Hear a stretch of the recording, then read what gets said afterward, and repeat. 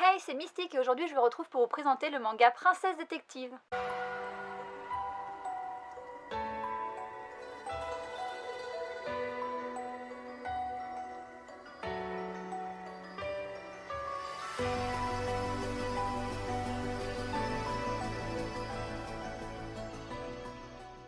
Je vous retrouve aujourd'hui pour vous présenter un autre manga dans ma catégorie des femmes fortes, même si cette fois-ci ce n'est pas une femme mais une adolescente l'héroïne. Je trouve que ce manga a parfaitement sa place dans cette catégorie. Ça sera normalement le dernier que je vais vous présenter, après je reprendrai des mangas avec des hommes, etc.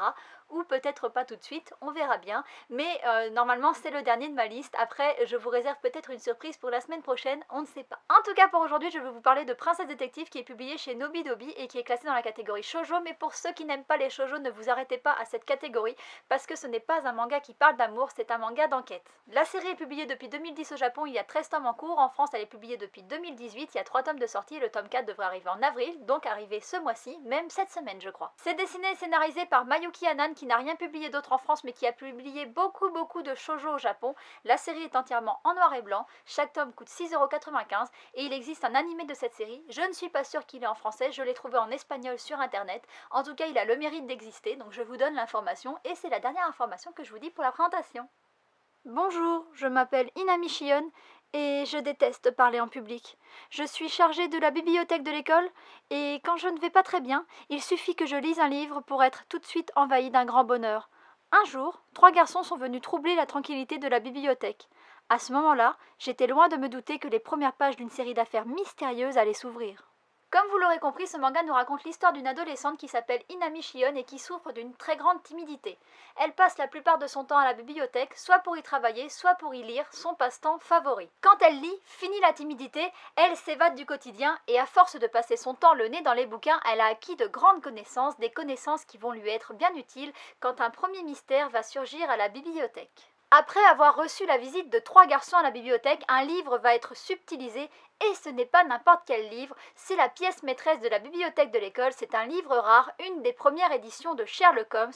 Les gens qui aiment les enquêtes aimeront la petite référence. Tout laisse penser qu'il s'agit d'un vol en chambre close puisque la pièce semblait verrouillée de l'intérieur et très vite, 3 suspects vont apparaître, les 3 garçons qui ont rendu visite à Inami. Le premier s'appelle Jin et il s'était intéressé au livre. Le second s'appelle Rika et c'est un garçon intrépide qui avait prédit qu'il allait se passer quelque chose ce jour-là à la bibliothèque. Quant au troisième, Ryuji, c'est un garçon qui s'était intéressé au livre et c'est le premier à avoir accouru vers la pièce quand il y a eu le vol. Inami va devoir réussir à affronter sa timidité pour réussir à exposer les arguments et les découvertes qu'elle a faites quand toutes les pièces du puzzle vont s'être assemblées dans sa tête. En retirant ses lunettes et en n'y voyant quasiment plus rien ou en voyant très flou, exactement comme moi en ce moment, Inami va réussir à se transcender et elle va dévoiler à tous la dernière page du mystère. 2 garçons conquis par sa démonstration vont tomber sous son charme et vont l'appeler Princesse Détective et c'est les aventures de cette Princesse Détective et de ses 2 acolytes qu'on va suivre dans ce manga et j'en dis pas plus. C'est un manga que j'ai beaucoup aimé et je vais commencer par vous donner mon avis sur les dessins et je pense que c'est un type de dessin qui ne peut pas plaire à tout le monde parce que ça fait très shoujo avec des personnages très mignons, avec des grands yeux. C'est vraiment un dessin qui fait très shoujo. Moi ça ne me dérange pas mais je sais que ça peut bloquer certains et que s'ils aiment pas le dessin ils passeront pas le cap de voir les petites enquêtes et pourtant les petites enquêtes sont vraiment très sympas. Le côté très shoujo ne m'a pas dérangé, par contre il y a 2 petites choses qui m'ont quand même un petit peu dérangé à des moments dans le manga. La première chose c'est les pages entre les chapitres, les pages où il y a des dessins des personnages. Je trouve que Inami sur ces pages est souvent très sexualisée. Je vais vous mettre à côté de moi une des pages où je trouve qu'elle est hyper sexualisée et c'est une jeune fille, elle est vraiment jeune, les dessins font qu'on dirait presque un enfant et donc je trouve ça un petit peu dérangeant.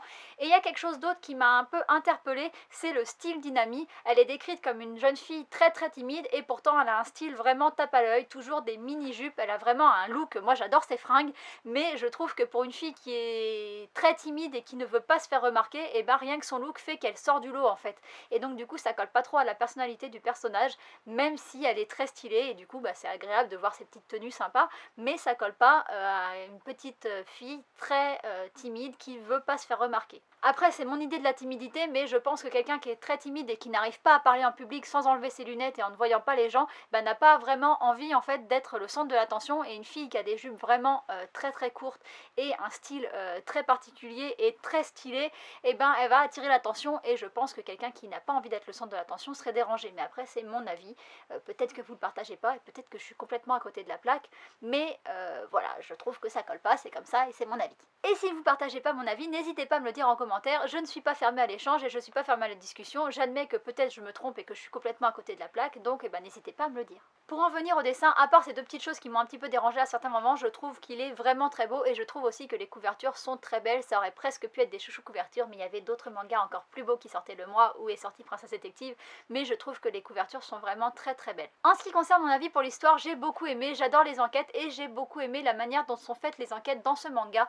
Je trouve que la succession des petites enquêtes qui n'ont pas forcément de lien les unes avec les autres est très très cool, et puis on pourrait croire que comme c'est publié chez Nobidobi ou que c'est un shoujo, c'est des enquêtes qui sont très naïves, très enfantines, et c'est pas le cas, il y a des enquêtes vraiment de toutes sortes et elles sont pas forcément toutes avec une fin heureuse. Ça commence avec une simple histoire de vol, mais il y a aussi des histoires d'empoisonnement, et si Inami résout toujours les mystères, et la fin n'est pas toujours positive, puisque par exemple c'est pas parce que quelqu'un se fait empoisonner et que Inami trouve la personne qui est empoisonnée que les personnes se réconcilient à la fin et que tout va bien dans le meilleur des mondes. Non, c'est pas le cas. Inami, elle trouve les responsables des événements, mais elle n'arrive pas forcément à les faire bien s'entendre, et donc je trouve ça bien, je trouve que ça n'a pas un côté naïf où tout le monde est ami et tout le monde finit voilà, de manière positive. Je trouve que ça serait un peu trop niais, et donc moi j'aime bien le fait que ça soit un peu plus réaliste, et que même si quelqu'un a essayé d'empoisonner quelqu'un d'autre et qu'on retrouve l'auteur de cet empoisonnement, et que à la fin il se réconcilie pas forcément, parce que dans la vraie vie quelqu'un essaie de vous empoisonner, vous n'avez pas vraiment envie de vous réconcilier avec, quoi. Donc voilà, j'aime bien ce côté réaliste et je trouve que les enquêtes sont vraiment sympas, et c'est un manga que j'aime beaucoup et que je prends vraiment plaisir à lire. Chaque tome, quand je l'ai, je le lis tout de suite parce que j'adore vraiment. Et donc voilà, j'ai pas beaucoup plus de choses à vous dire, à part que j'adore ce manga. J'espère que je vous aurai donné envie de vous y intéresser et que vous n'allez pas vous arrêter au côté shoujo et au côté dessin avec des grands yeux très mignons. Et puis ma vidéo est finie, donc je vous dis à bientôt pour une prochaine. Bye bye.